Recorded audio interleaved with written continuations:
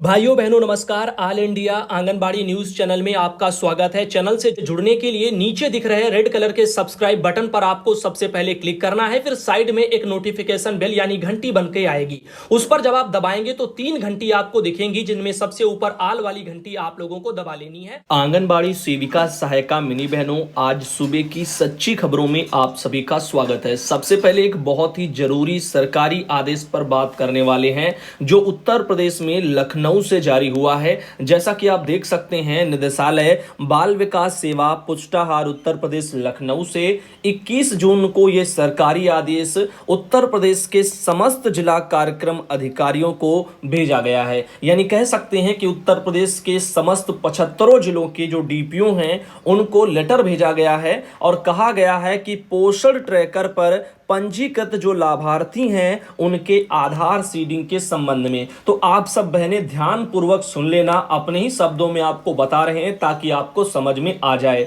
कि जो भी आपके पोषण ट्रैकर पर लाभार्थी हैं जिनका भी आधार फीडिंग हो जाएगा, वेरीफाई हो जाएंगे, उसी के अकॉर्डिंग ही आपका पोषाहार आएगा।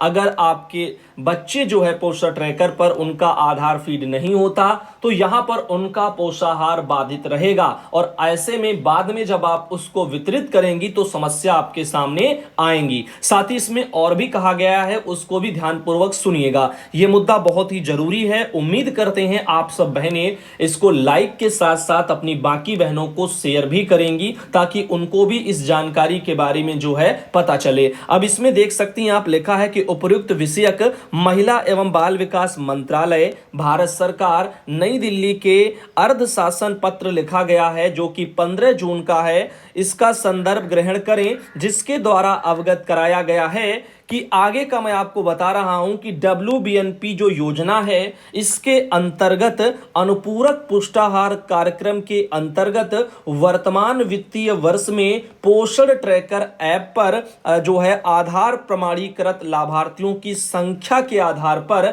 बजट और खाद्यान्न का आवंटन किया जाएगा। तो पोषण ट्रैकर पर मान लीजिएगा अगर आपके जो लाभार्थी हैं वो प्रमाणीकृत नहीं है यानी वेरीफाई नहीं है, आधार उनका नहीं लगा है, तो ऐसे में जो बजट है जो खाद्यान्न का वो आपका कम आएगा। जब कम आएगा तो उसी अकॉर्डिंग आपको मिलेगा और आपके वहां फिर ये दिक्कतें आएंगी। भारत सरकार के द्वारा पोषण ट्रैकर पर लाभार्थियों के आधार सीडिंग का जो कार्य है वो 15 जुलाई तक पूर्ण किए जाने के निर्देश दिए गए हैं। तो 15 जुलाई यानी अगले महीने 2022 इसी साल की मैं बात कर रहा हूं, तो 15 जुलाई तक आपको ये सारा काम कर लेना है। और वैसे भी आपको हम बता चुके हैं कि इसमें एक चीज दी गई है जिससे हो सकता है आप लोगों को थोड़ा दिक्कतें आए और फिर आप सोचेंगी बस एक ही ऑप्शन रह जाएगा कि बच्चे का केवल और केवल आधार बनवाना ही एकमात्र उपाय रह जाएगा। क्योंकि यहां पर निदेशालय ने इस बार क्या कहा है कि उक्त के क्रम में निर्देशित किया जाता है कि पोषण ट्रैकर में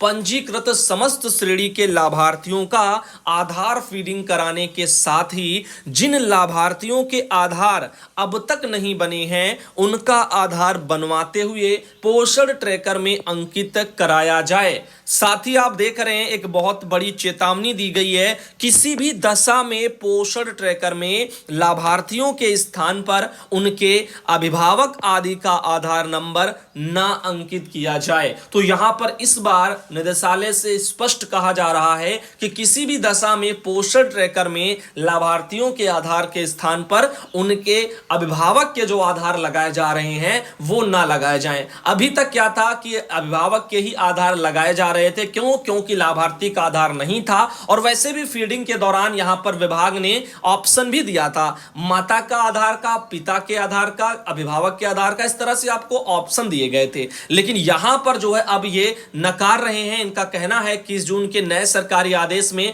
कि अभिभावक के आधार ना लगाए जाएं, उनके ही बनवाए जाएं। तो अभी आपके पास थोड़ा समय है, 15 जुलाई के पहले आप सब बच्चों के आधार बनवा लीजिए और उनको साफ शब्दों में कह दीजिए 15 जुलाई के बाद में राशन नहीं मिलेगा, ऊपर से ये लेटर आया है। तो ऐसे में वो भी अपना जल्दी करेंगे। खैर आगे आपको बताते इसमें जिम्मेदारी किसकी होगी अगर आधार नहीं बन पाता है। तो अनुपूरक पुष्टाहार कार्यक्रम के अंतर्गत वित्तीय वर्ष 2022-23 यानी ये जो चल रहा है, इसके द्वितीय त्रैमास के आपूर्ति निर्देश पोषण ट्रैकर में आधार सीडेड लाभार्थियों के आधार पर ही निर्गत किया जाना है। अतः विशेष प्राथमिकता के आधार पर अवशेष लाभार्थियों का आधार बनवाते हुए पोषण ट्रैकर में 15 जुलाई 2022 तक फीड कराना सुनिश्चित करें। यदि पोषण ट्रैकर में आंगनबाड़ी केंद्र के लाभार्थी का आधार फीडिंग न होने के कारण कम लाभार्थियों के लिए अनुपूरक पुष्टाहार का आपूर्ति निर्देश निर्गत होता है, तो इस हेतु संबंधित बाल विकास परियोजना अधिकारी और जिला कार्यक्रम अधिकारी का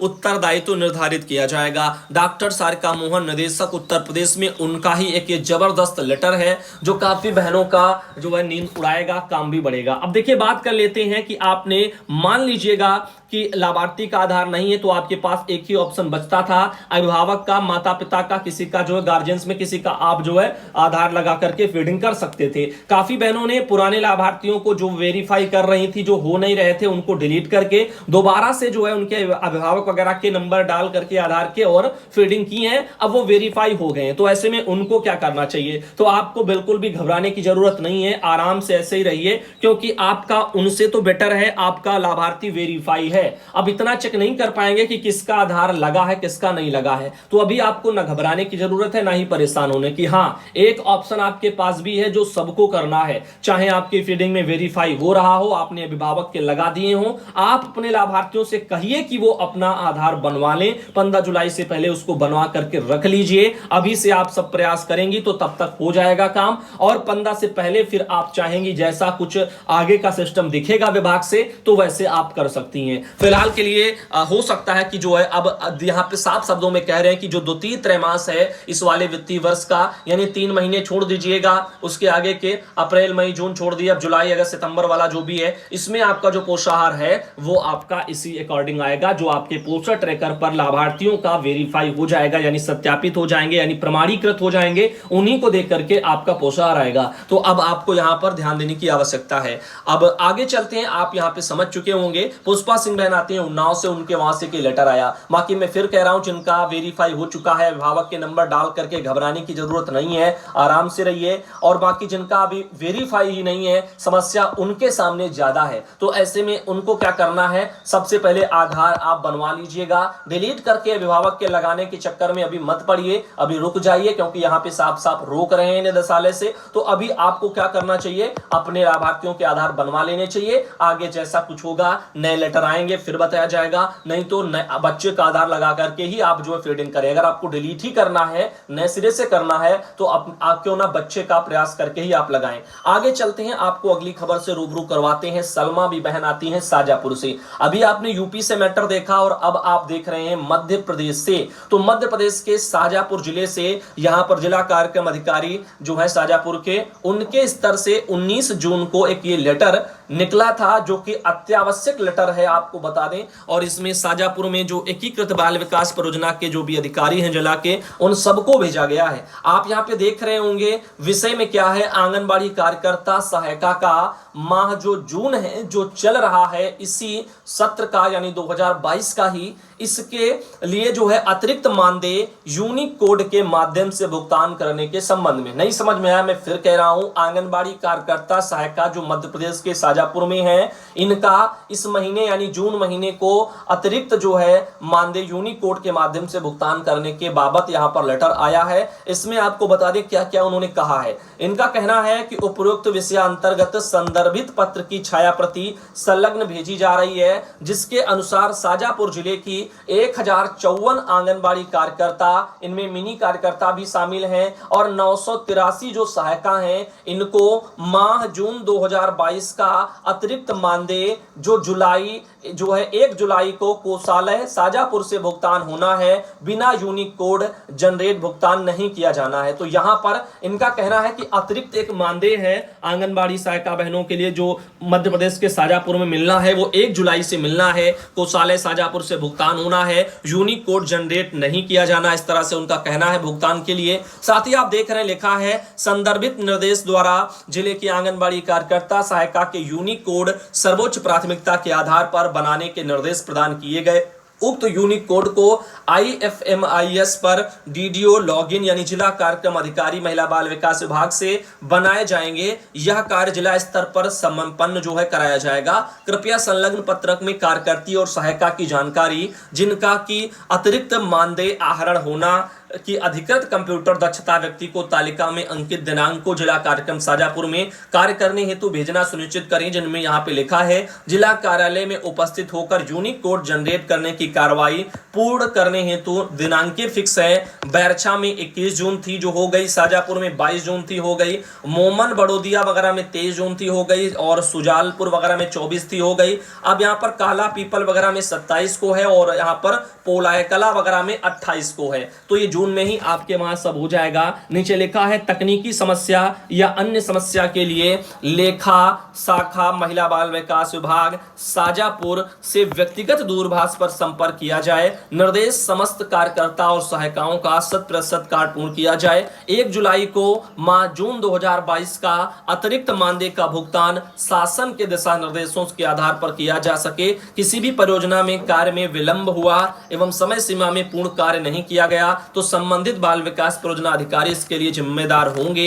इसके बारे में एक लेटर आया है जिला कार्यक्रम अधिकारी शाजापुर से, उनका एक बहुत ही जरूरी लेटर मैंने आपको दिखाया है। इस संबंध में आप देख रहे हैं सलमा भी बहन ने ये भी प्रपत्र टाइप का भेजा है, आप देख रहे हैं यहाँ पर शाजापुर से ही ये भी है विभाग से। और इसमें नॉन रेगुलर यूनिक कोड जिसको हम IFMIS बोलते हैं उसका तैयार हेतु आवश्यक जानकारी का एक प्रारूप आया है। कार्यकर्ता का नाम, सहायिका का नाम, यहाँ पे सब हिंदी में जो भी कार्यकर्ता है तो कार्यकर्ता का, सहायिका है तो सहायिका का। अब आंगनबाड़ी कार्यकर्ता सहायिका का नाम यहाँ पे अंग्रेजी में भी, और यहाँ पर पद का नाम भरना है और साथ ही आधार नंबर भरना है, जन्म वगैरह दिनांक भरना यानी डेट ऑफ बर्थ भरनी है, शब्दों में इस तरह से भरनी है, अंकों में यहाँ पे भरनी है, और जन्म प्रमाण पत्र, मार्कशीट या अन्य पत्र की छाया प्रति भी लगानी है। वैवाहिक स्थिति कैसी है यानी विवाहित है या नहीं है, और मातृभाषा कैसी है, राष्ट्रीयता भारत और भारतीय का है, और धर्म वगैरह इस तरह से यहाँ पे भरना है। पहचान का चिन्ह भरना है और कैटेगरी यहाँ पे जो भी है SC ST OBC जनरल जिसमें आते वो अंकित करना है। शैक्षणिक योग्यता भरनी है। वर्तमान में अतिरिक्त मानदेय प्राप्त राशि मई 2022 के अनुसार रुपया भरना है, और नियुक्ति आदेश क्रमांक दिनांक ये सब भरना है। छाया प्रति जो है लगानी है। फोटो नवीनतम पासपोर्ट साइज का ये लगाना है। हस्ताक्षर संबंधित कार्यकर्ता सहायिका का संलग्न वो भी किया जाएगा। बैंक का नाम जिसमें खाता है, बैंक का क्रमांक भरना है, खाता का यानी खाता नंबर, IFSC कोड भी भरना है, और बैंक पासबुक की छाया प्रति भी आपको लगानी है। पैन कार्ड नंबर यदि हो तो लगाना है। परिवार का विवरण भी यहाँ पे करना है। इस तरह से यहाँ पर देखिएगा निर्भरता कैसी है, नाम अंग्रेजी में, स्टेटस वगैरह जीवित है या मृत है, जन्म वगैरह, इस तरह से यहाँ पे एक सत्यापन का कार्य वहां पर कराया जा रहा है जिसका एक प्रारूप था। वहीं पर आप देख रहे हैं सोनभद्र से जिला कार्यक्रम अधिकारी हैं, उनका 22 जून का अजीत कुमार सिंह जी का एक लेटर जारी हुआ है जिसमें लिखा है कि आप अवगत ही हैं कि शासन के दिशा निर्देश के अनुसार 100% आंगनबाड़ी केंद्रों का संचालन विभागीय भवन में कराया जाना है। प्रत्येक वर्ष कन्वर्जेंस और DMF फंड, CSR मद एवं अन्य मदों से आंगनबाड़ी केंद्र भवन का निर्माण कराया जा रहा है। वर्तमान में लगभग 1135 केंद्र भवन का निर्माण कार्य पूर्ण हो गया है और यह कराया जा रहा है। शेष लगभग 944 केंद्रों का भवन का निर्माण कार्य कराया जाना है। आंगनबाड़ी केंद्र का संचालन विभागीय भवन में होने की समीक्षा रिपोर्ट प्रत्येक माह जनपद शासन को प्रेषित किया जाता है, जिसमें प्रगति कम होने के कारण जनपद की रैंकिंग भी प्रभावित होती है। अतः आपको निर्देशित किया जाता है कि जिन आंगनबाड़ी केंद्रों के भवन की आवश्यकता हो उनका भूमि प्रस्ताव प्राथमिक विद्यालय को प्राथमिकता देते हुए 1 सप्ताह के अंदर उपलब्ध कराएं। यदि प्राथमिक विद्यालय में जगह ना हो तो उसके आसपास ग्राम सभा की निःशुल्क भूमि प्रस्ताव एवं स्थल का विवरण उपलब्ध कराएं। उक्त प्रस्ताव में ग्राम प्रधान व अन्य के माध्यम से प्रस्ताव यानी को भी जो है सम्मिलित कर लिया जाए। आंगनबाड़ी केंद्रों पर निर्माण हेतु जो है यहाँ पर उपलब्ध कराई गई भूमि उप जिलाधिकारी को पत्र प्रेषित करके उस पर कार्रवाई भी की जाए। विकास खंड ग्राम सभा का नाम, आंगनबाड़ी केंद्र का नाम जिसके लिए भवन की आवश्यकता है का, और वर्तमान में केंद्र संचालन का स्थल और केंद्र निर्माण हेतु प्रस्तावित स्थल, इस तरह से कि लेटर वहां से जारी हुआ है। बाकी भाइयों बहनों आज सुबह का वीडियो यहीं तक रखते हैं। अभी दोपहर की तमाम बड़ी खबरों में आप सब भाई बहनों को फिर मिलेंगे और उम्मीद है ये वीडियो आपको पसंद आया हो, और आप सबसे भी ये भी उम्मीद करते हैं कि वीडियो आपने लाइक किया होगा और ज्यादा से ज्यादा इसको शेयर भी आप करेंगे।